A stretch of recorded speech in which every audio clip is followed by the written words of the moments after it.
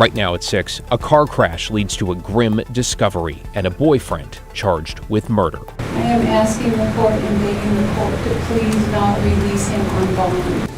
Plus, why a report looking into sex abuse allegations in St. Helens schools is being delayed. The kids are just annoyed by the whole thing and they feel like they're not being listened to.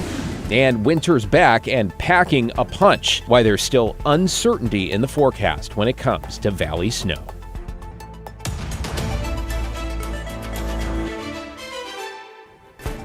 Good evening, everyone. On this rainy Friday, it's 54 degrees in the Rose City on our first stormy day in nearly 3 weeks, with winter storm warnings going up for the Coast Range and the Cascades and snow levels set to come down. Let's get right to Chief Meteorologist Matt Safino in the Weather Center. Matt, the rain, then the snow up in the mountains, really all of it officially back.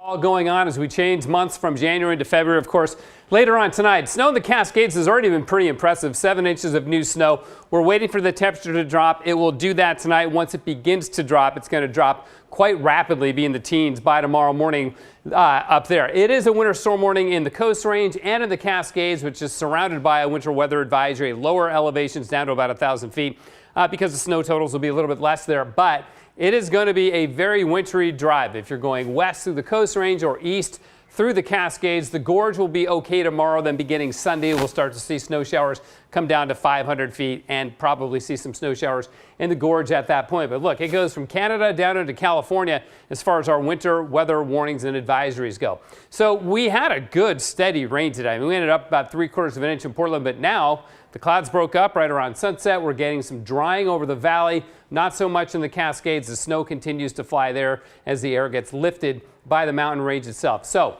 let's break it down zone by zone, shall we? Snow above 2,000 feet. So that's the Cascade foothills, the Coast Range foothills, and above 2 to 3 feet through the weekend. I think probably about 20 inches or so, 24 inches most likely. From 1,000 feet to 2,000 feet, still snow, 4 to 12 inches of snow there. And from 500 feet to 1,000 feet, that's mainly going to be rain showers or a mix of rain and snow showers tomorrow. But by Sunday, 1 to maybe 4 inches top end there. For sea level to 500 feet, that includes Portland, Salem, Vancouver. It's just a rain-snow mix. No sticking snow tomorrow. No sticking snow on Sunday either. But we'll begin to watch as the snow level and colder air rolls in. A little bit colder air as we go to the middle part of next week. Guys? Always find your updates helpful. Thank you, Matt. You bet. New at 6, a Multnomah County deputy has been convicted of official misconduct in connection with the 2023 death of an inmate at the county jail. KGW investigative reporter Kyle Aboshi is live in the newsroom with the details. Kyle? Well, this case is highly unusual. One, because it involves the conviction of a sheriff's deputy, but also the case came after a rash of inmate deaths. 10 people died in Multnomah County jails in 2022 and 2023. On Thursday, Multnomah County deputy James Brockmiller was convicted of a single count of official misconduct in the second degree. That's a misdemeanor. The 53-year-old pleaded no contest. Prosecutors claim Brockmiller didn't check on an inmate in the hours prior to his suicide. On June 16, 2023, 58-year-old Martin Todd Franklin was found dead in his cell at the Multnomah County Detention Center. A judge sentenced Brockmiller to 6 months bench probation. He will also surrender statewide police certification and resign from the Multnomah County Sheriff's Office. Separately, another Multnomah County deputy is also charged with official misconduct. Michael Masaru was originally indicted for 1 count of official misconduct, but this week prosecutors added 2 more misconduct charges related to the death of an inmate at Inverness Jail in August of 2023. Masaru's defense attorney argues the inmate was found after the corrections officer had finished his shift for the day.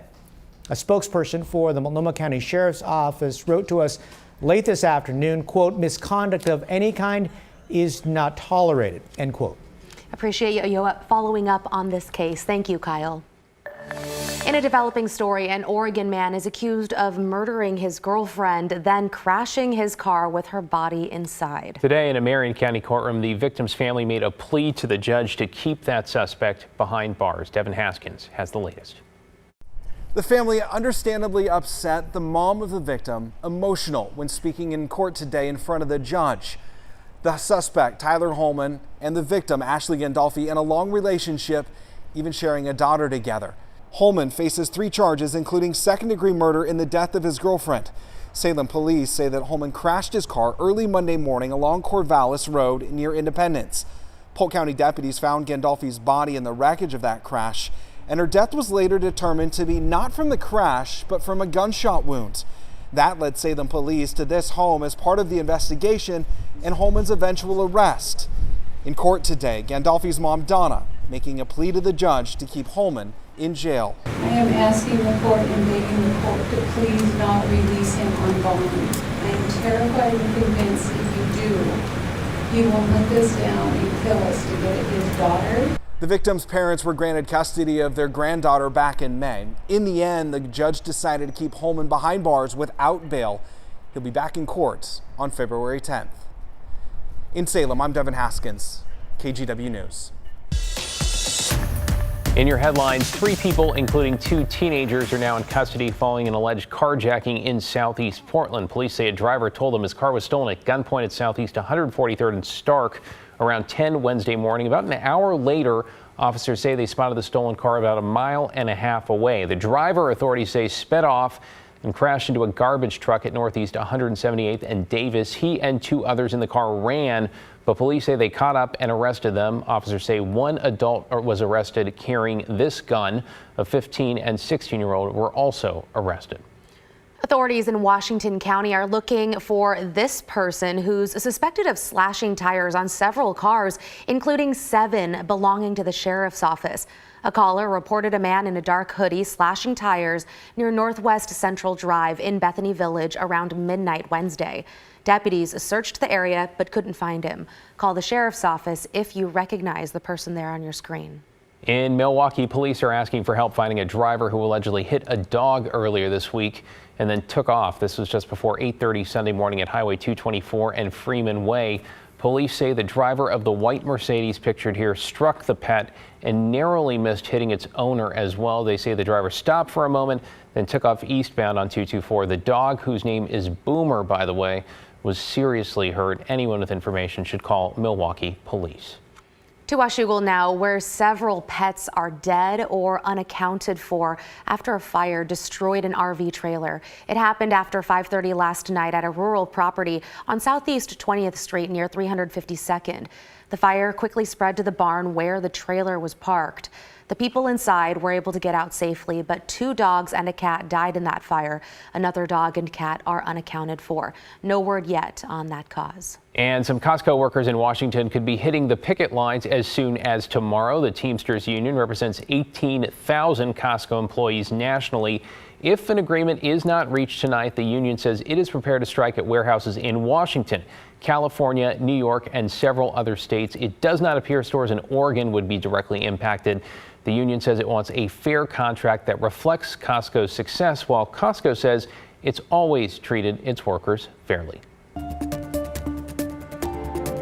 Now to the latest in the St. Helens School District sex abuse scandal, where a new acting superintendent is set to take charge next week. Celine Stevens is live at St. Helens High School. And Celine, we also learned today that a report from a third-party investigator is going to be delayed. So how long are we talking here? David, Christine, the district says to expect that delay to be around 2 to 3 weeks. That report was initially anticipated to be made available last Friday. Now, the district says that the third-party investigator has identified the need for additional interviews in this case, so that way that investigation can be completed thoroughly.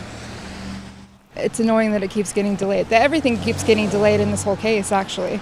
Parents like Nicole Birch are frustrated at the latest holdup in the St. Helens School District sex abuse scandal. The kids are just annoyed by the whole thing and they feel like they're not being listened to. The investigation, conducted by a third-party investigator, is facing what the district calls a slight delay. We were anticipating that report to be available last Friday. However, in the process of his work, the investigator identified the need for some additional interviews. This also means the final corrective action plan that families had the opportunity to give feedback on is also delayed. This investigation started after former teacher Mark Collins and current educator Eric Stearns were arrested on several charges of sex abuse in November. Former St. Helens High School principal Katie Wagner was also arrested. She's accused of not reporting the crimes. At this point, it doesn't appear that the school board knew what was happening. In the process of their investigation, there was no information that was found that would indicate that the school board or any of its members had information about the illegal and inappropriate alleged activities. Friday also marked the final day for interim superintendent Dr. Stephen Webb. He took over when former superintendent Scott Stockwell was put on leave.